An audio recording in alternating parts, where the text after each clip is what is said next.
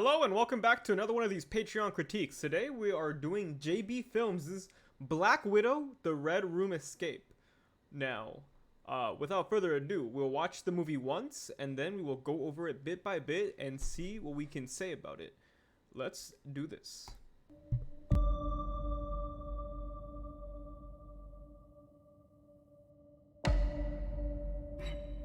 The Lego Atlas Universe. My name is Natasha Romanoff. For 15 years, I've been in the Red Room. And today, I make my escape.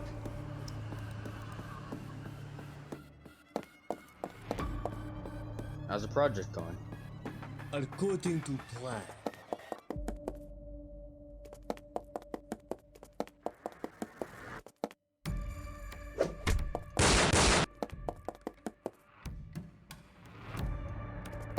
Bro, she sure runs. Black Widow, if there's one thing she's known for.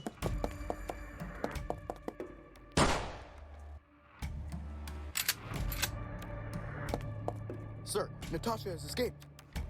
More firepower will stop her. Release the weapon.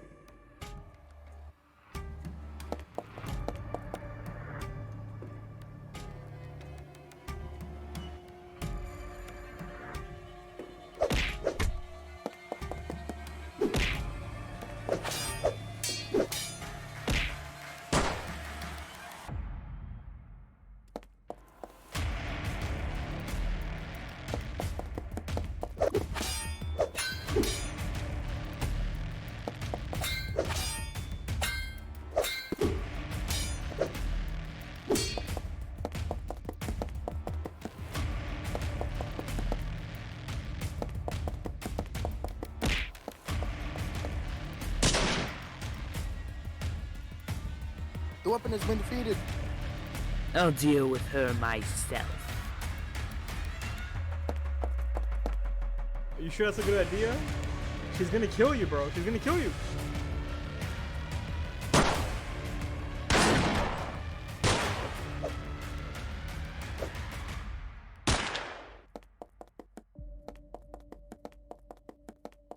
The lighting is really cool here.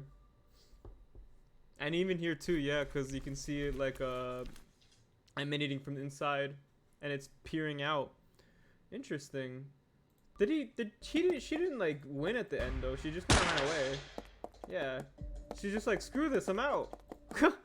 Alright, well, I gotta say, first impressions is really fun, really action-packed, you know. Honestly, there's not a single moment here where it's just a character standing still doing nothing. It's like constant movement, constant action.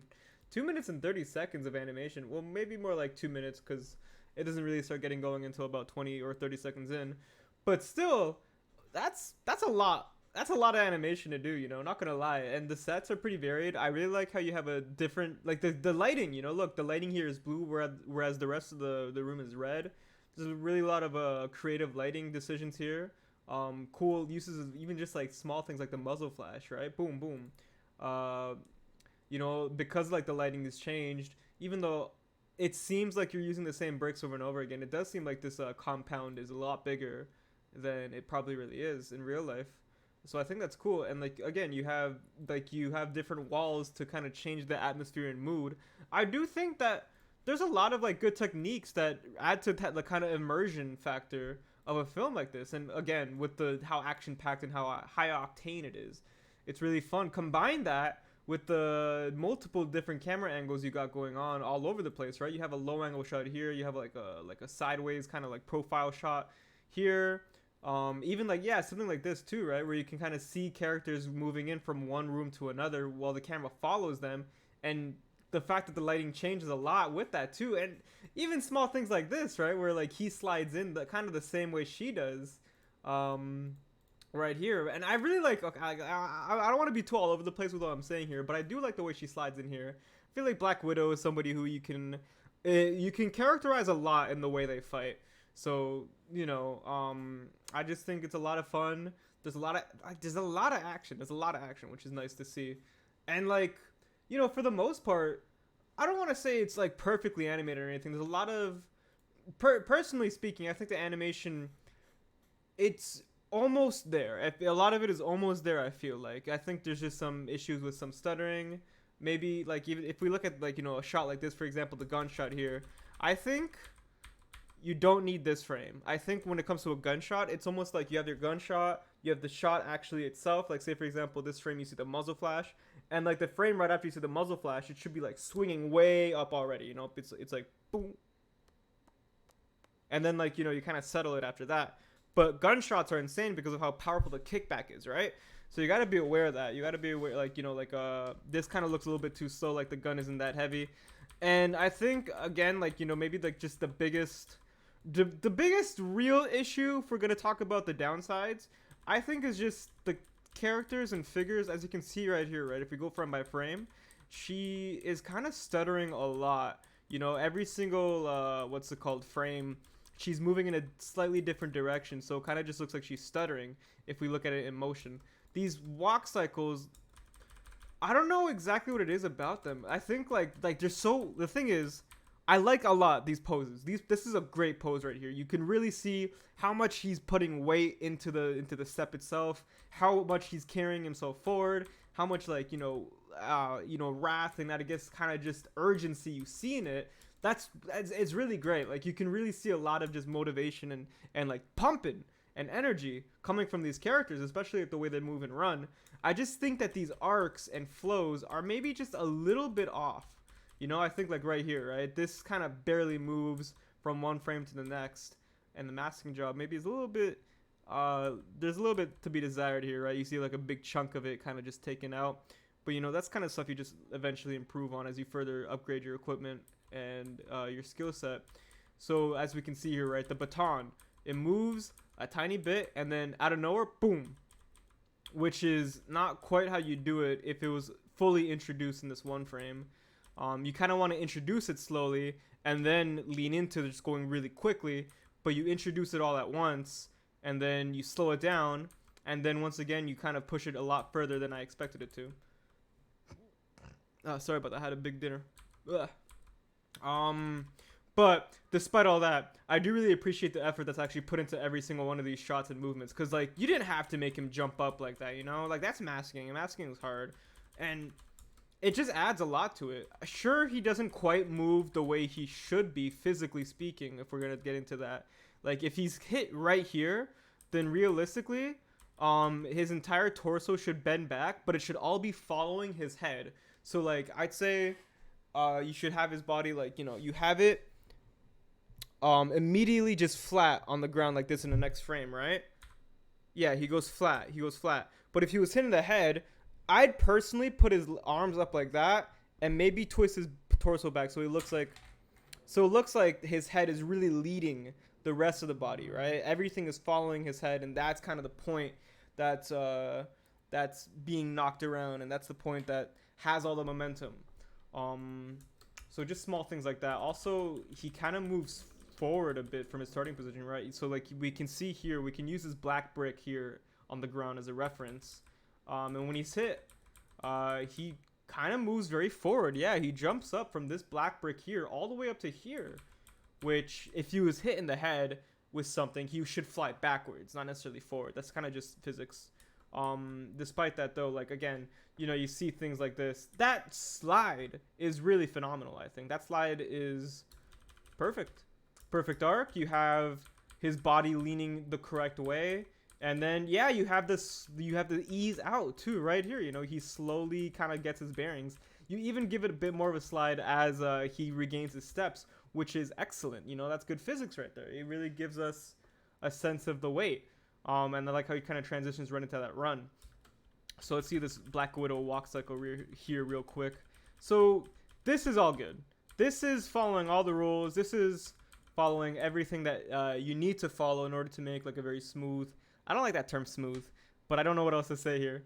I guess a very normal looking walk cycle, very, you know, like well done. Maybe this frame, these two frames right here might be a bit of a hiccup because Black Widow's head and body don't move any forward. They stay in the exact same spot while the rest of her body moves around her. When realistically, again, when you're doing a walk cycle, you want the head to kind of lead everything. But you kind of go back on track here. Things kind of hiccup a bit. Yeah, right there. This frame is getting in the way of your prosperity. It makes it look all kind of like hiccupy. You just gotta watch out for that. You know, you never want to move back in a walk cycle ever. So let's see here. So she shoots him. We already went over that.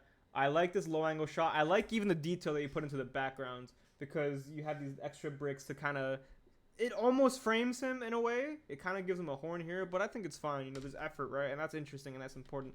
You even have these little flames in the front of the camera, which adds a nice little foreground. But let's see what else I can talk about. So let's see. Let's start from the beginning, because I kind of got ahead of myself. I kind of jumped the gun a bit. I'm not gonna lie. So we have Red Room Side B. I like the opening narration. The fact that there is stuff moving on the screen. You have all this snow and all this, you know, I guess the narration to go along with that. It does help the viewer kind of ease into it a bit more, as opposed to just a still screen.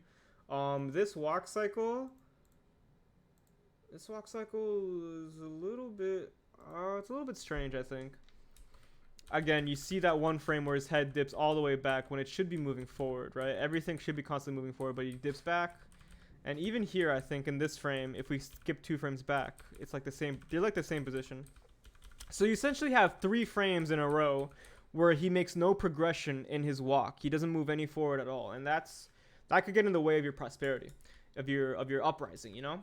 So yeah, be careful, be mindful of that, because that can definitely hold back your walk cycle. Never have them move back, and always keep them moving forward. The light flicker definitely might get in the way of somebody's enjoyment of a video. Light flicker is kind of a big deal, you know. It can hurt people's eyes, and you really gotta be on top of that. And if you can't be on top of that, you gotta mask it out. It's a pain, yes, but a film truly isn't complete until it's polished. I think, not to say that this isn't polished. This has a lot of effort put into it, clearly, and this is a lot of work. And there's a lot of things that go right for you in this video too. And it's important to keep that in mind, because there's a lot of great ideas here. There's a lot of great interesting visual settings and dynamics. Personally speaking, I think maybe just animation is one of those things that you really just need to get a lot of experience at before you get better. But it's not the only thing that can make your film great. So I think honestly, you're pretty much, I feel like you're on the right path for a lot of this stuff. You know, your animation is definitely also getting better too, right? Like from what I remember, the stuff you asked me to critique earlier, this stuff is a lot more fluid. There's a lot more action packed. There's a lot more, you go for it, you know, that's important. You really do go for it a lot of the times, which is a big deal. You know, a lot of people are afraid to go for it, and you can't be afraid. I want to talk about this shot a little bit more. So we see this area, she slides into the room, which again, I like the way that she slides a lot. It's the same way you had the other guys slide, right? It's a good arc, follows one straight path line of action, and even her head follows a nice little arc here too. And then she does this little thing right here where she dips forward a bit to kind of just regain her bearings. I like that. You know, it's a little nice moment of repose. And you have the other guy slide in, and he's chasing her. He's not shooting his gun though. Okay, now he is. Don't worry about action choreography, fight scene stuff. I'm not gonna comment on that stuff. That's all. But I guess for like a different way to figure it out. Right now I'm mostly just commenting on set design, visual immersion, and how well you use a lot of these techniques to kind of up your game. So yeah, I do wish, you know, this is just a matter of having the right Lego, which honestly it's hard to critique, right? Because I know a lot of you guys don't have all the money in the world. I don't even have all the money in the world. I, in fact, don't have a lot. Anyways, that's not the point. The point is, I guess when you see a lot of walls like this, right, that are clearly different colors because you need to fill up the space somehow, and these are kind of all you have left, it's just one of those things where, you know, if you can, as soon as you can, you should upgrade it. You should get some more Lego pieces. You should get some more set design, you know, pieces for that, because that's a part of your films that you got to invest in. So, you know, again, it doesn't spoil the fun of your video you have right now. I do think that things like this do kind of tell a little bit more of a story about the person who made it, which I always think is interesting, right? And again, if there's not much you can do about it, then there's not much I should really say about it either. It's just when you can, I think you should definitely figure out ways to get more single color walls, because this is I think just too many colors. But still, I do like all the set design aspects you add to this, right? Like, again, the little light here and the little box here, it shines it, it outlines it, and the way the lighting changes too as she opens the door, that's pretty cool. you know, because it's not just like a harsh change either. Like you kind of ease into it. So she beats that guy. I do think that maybe if we look a little bit closer, let's go back a bit. So let's see, like where she hits the baton, right? And again, the run cycles, you really got to get on top of that next time. I think you really got to make sure there's none of that forward, really forward and then back. You can't have that. You got to find a way to balance her so she's keeping that forward-looking momentum, that forward bend. You got to always keep that forward bend. Never let them go back. Never let them go backwards. That's gonna ruin your walk cycle. It's gonna make it look all stilted and kind of stuttery. And again, when she kind of turns around a bit, I get animating with stick attack on the tile floor. It's tough. And I know you don't have like an animation program to kind of help you keep things aligned. So that's another thing you should really look forward to upgrading if you end up getting the dollars for that. So let's take a look at the baton attack. This is a good motion, I think, for the most part. Maybe she could have leaned into it just a bit more. You know, maybe you could have. My hair's getting my eyes. Maybe you could have had her go on one leg and lean a lot more forward, and then have her just kind of like extend her arm outwards as she twirls. Because yeah, here. So this is a frame I don't like, but this is a frame I really like a lot. I think that kind of like, you know, having it swing and having it be affected by the momentum and the weight that she's swinging it from is a big deal, right? Because if she's swinging, you know, if she's going this way, then the wind is going to be fighting against her, meaning the stick is going to be flying this way, which is going to make it that much more hard hitting when she actually does hit the guy. Personally speaking, let's see here, another thing. I think also just if we look closely, right, you see the hand, it goes up, and then it goes down. It breaks the arc because it doesn't go down again. It kind of stays in the same place. If we look at it all, like, yeah. So I think personally, maybe you could also get rid of maybe this frame. I think you could get rid of this frame. I think the biggest issue with this little arc or baton hit is just the fact that the baton just keeps going up and down randomly within these frames, right? Yeah, so we see it. It goes, like, within the frame itself, I'm talking about, by the way. If we look at it, if we pretend that all of this is a 2D flat image, then we see that the baton goes forward. It just stays the same. Then it stays the same again. Then it goes down. Then it goes up. Then it goes back down. And then you kind of settle it a bit here. Also, I guess the impact just doesn't seem that insane on the guy here, right? He gets hit in the abdomen. You should have him if he gets in the stomach like that, you know, the frame after, you should definitely make him bend forward like this. You definitely need to kind of like make the character react. Wherever they're getting hit by is the point of impact that will launch them, and the rest of their body has no choice but to follow that point of impact. So if I get hit in like the face, right, if I get punched in the face, my head will swing back and the rest of my body will follow my head because it's attached to it. But in this particular scenario, he's hit in the stomach and the rest of his body doesn't follow his stomach. Kind of just stays flat and still.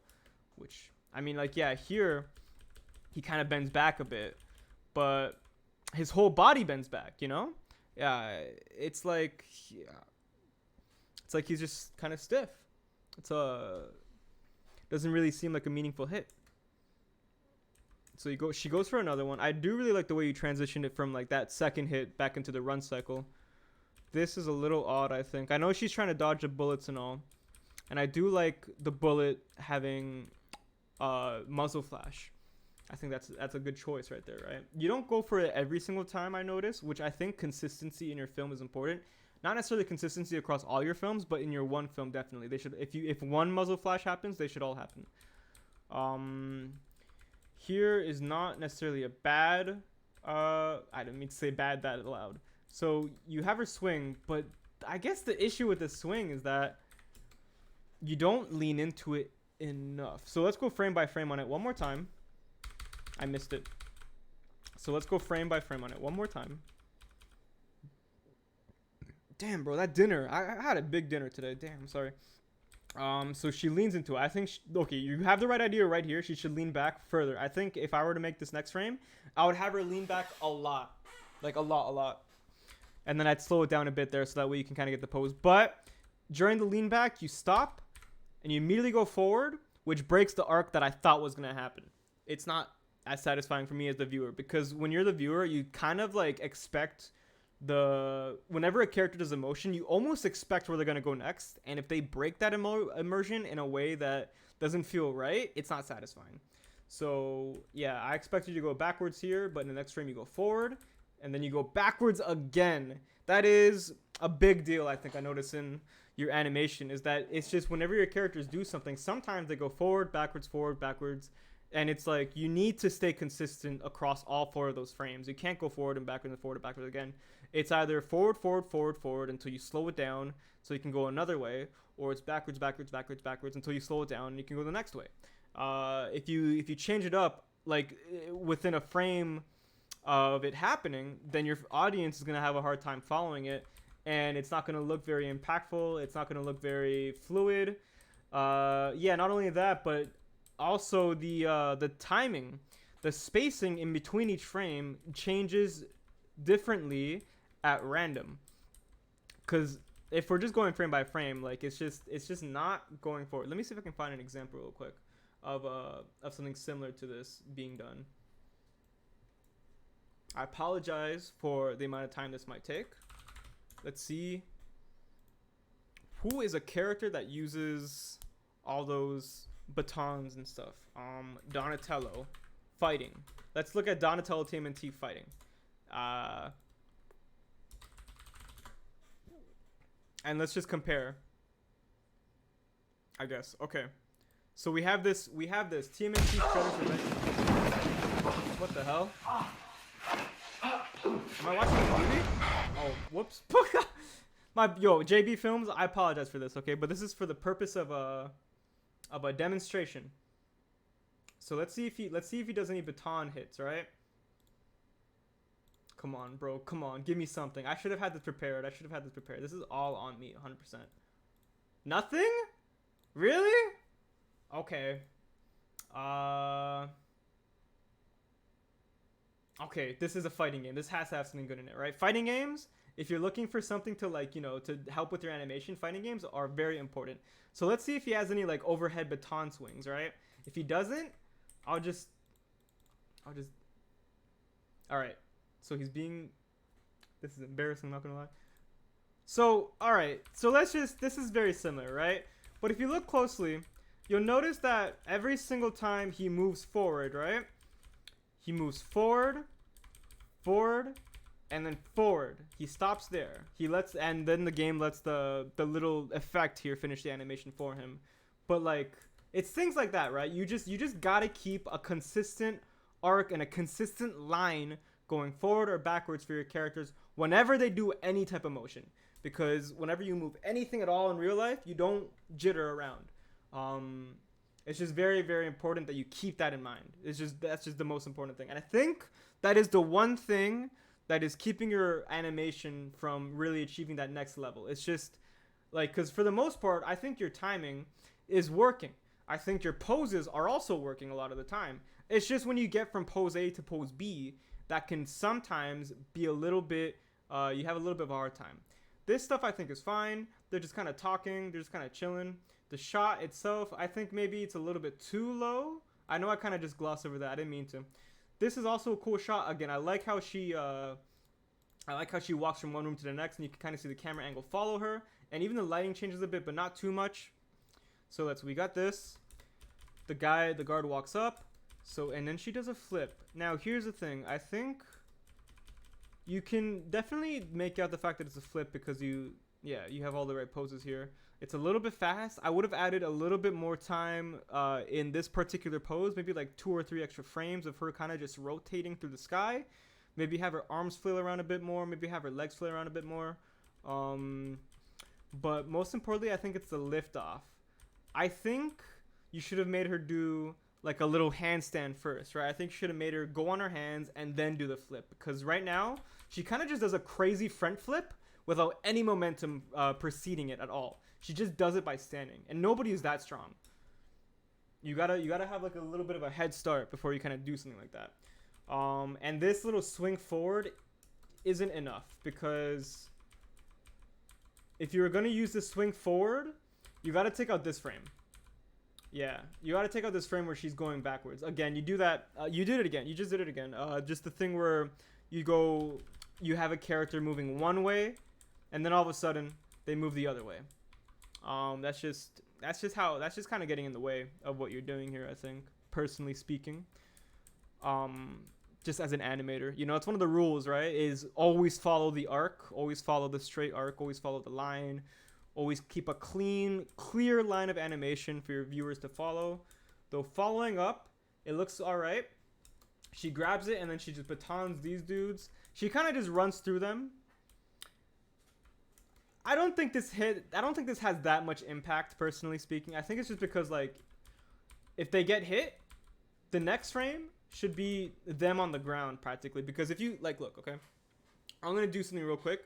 I'm gonna pretend like I just got hit in an animation. Boom, I got hit. This is frame 1 of me getting hit. Frame 2, my face should be like way further. The further away from my face it is from the initial point of impact, the more damage it looks like it just did. The more impactful and the more powerful the hit just was.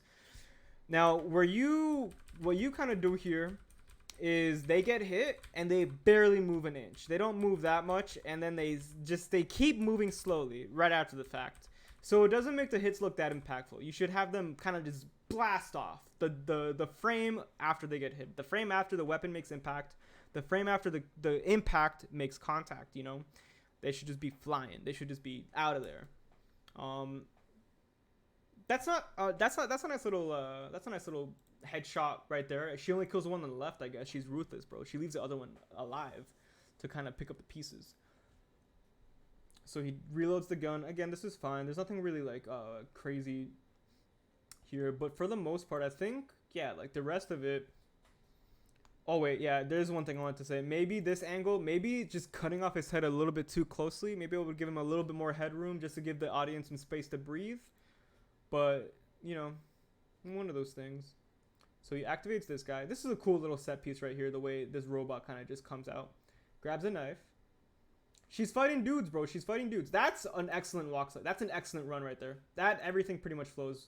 Except maybe right around this frame, maybe? No, actually, no. Yeah, no, it all looks good. Good walks, good run right there. Solid run. Boom. Yeah, I like that. See, that's what I'm talking about. You make her swing all the way back. You keep the line consistent. You keep the arc flowing. Everything moves where it needs to move. And then you have her swing forward. I would personally, though, so I'd have her go this frame. I take away this frame. Like these two motions are just too close together. And when you have a fast, impactful hit, you can't have two frames this close together. It lessens the speed and it lessens the impact of the hit. Yeah, these are cool smear frames. I'm not gonna lie. These are just smear frames are just fun.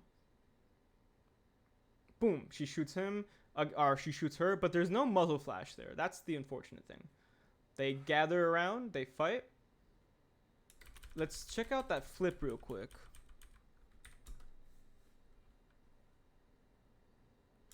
So I'm noticing you're putting this little tile here. Realistically, you don't really need to do that for a scene like this because the baton is not moving that fast.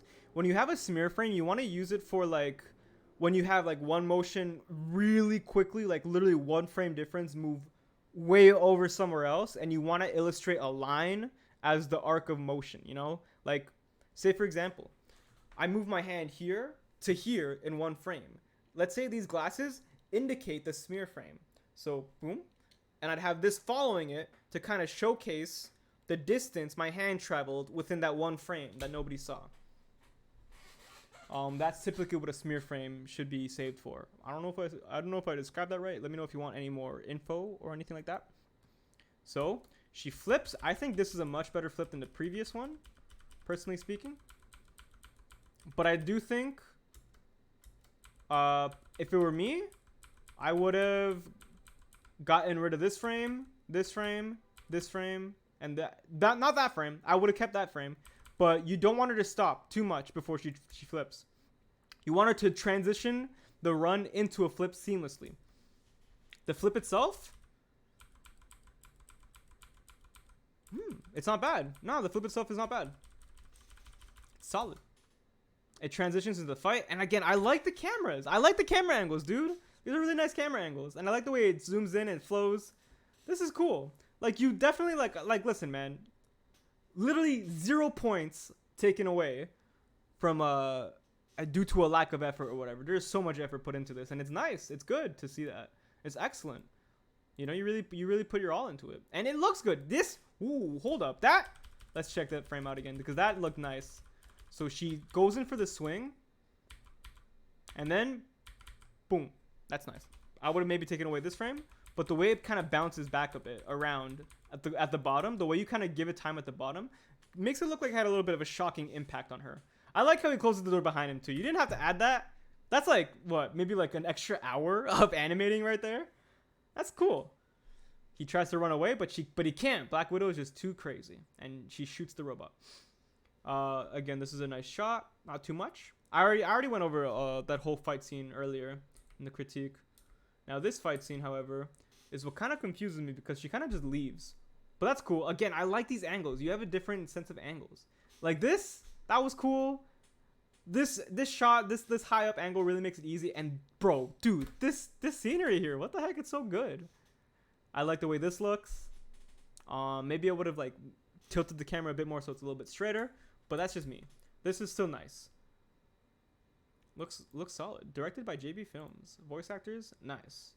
But yeah, honestly, that's pretty much all I have to say. I know I didn't go too deep in depth into what's it called, the final battle here, but I think pretty much everything I've said earlier pretty much applies. You just want to keep making sure that your arcs are perfectly straight, but your poses are good. I think your poses, like your key poses, they're nice. The stuff you choose to focus on looks good, and I can follow it. It's pretty cool. Maybe some small stuff here and there, like making sure this, if it's going to be on the ground, make sure it stays on the ground, because it just kind of disappears. But it's just small stuff, you know. I can imagine like there's probably a reason for that. I mean, at the end of the day, like you'll eventually get to a point where there will be no reason that's good enough to keep that in there. But like, you know, we're all at different spots. I think this is fine. I think this is good. You will probably keep climbing. You will probably keep getting better at this because you already have been.